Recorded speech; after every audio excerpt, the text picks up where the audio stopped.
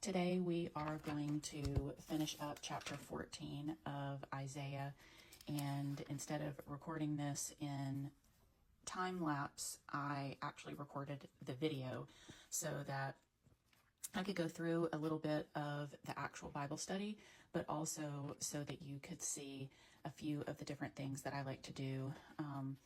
The chapter 14 is all about the Lord certainly talking about giving Israel real rest and helping Israel rejoice and ceasing the oppression.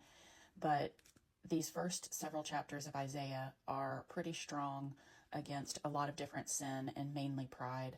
And when I read the page that you see right there, it was all about the king saying, I will ascend into heaven and be exalted. I will be better than all the other angels. I will sit in the place of glory and honor and attention, and I will ascend to the top of heaven. And then also he said that he was going to be glorious and equal to God. And so one of the things on Enduring Word that it said here is that this is really referring to Lucifer. And I know some of the translations talk about it being Lucifer instead of the king of Assyria, and the king of Babylon, and the fall of Babylon and the king's pride. But this is also speaking to Satan as well. So basically God says that the kingdom will be brought down, and that the pride will be brought down, and that the king himself and Satan himself will be brought down.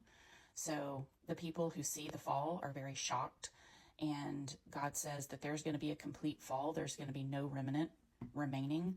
And so that's just to encourage us that Satan will have a complete fall. There will be no remnant, and that God will reign complete.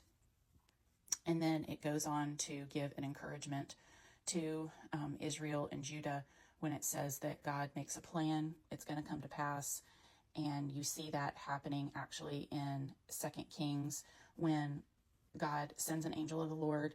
He comes and kills 185,000 Assyrians in one night.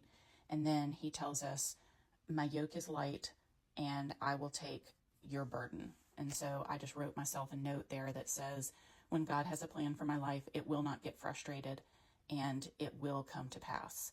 And so right at the end there, he makes a prophecy against the Philistines and basically tells them, hey, back off, because when I humble Judah and Israel, you're not taking the glory for that. So what you need to do is you need to trust in God.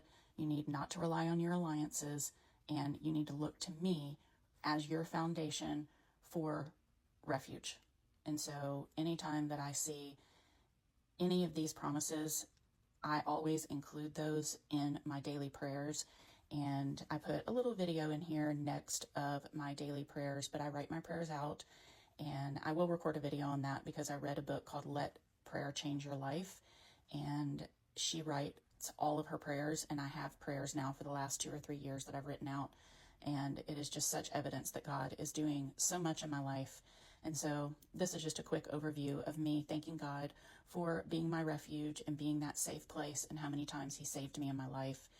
And then also, if you were wondering where I got the little doodle for the mean king, I got it from a Bible study by Carrie Dinker, which you can find here right on Amazon.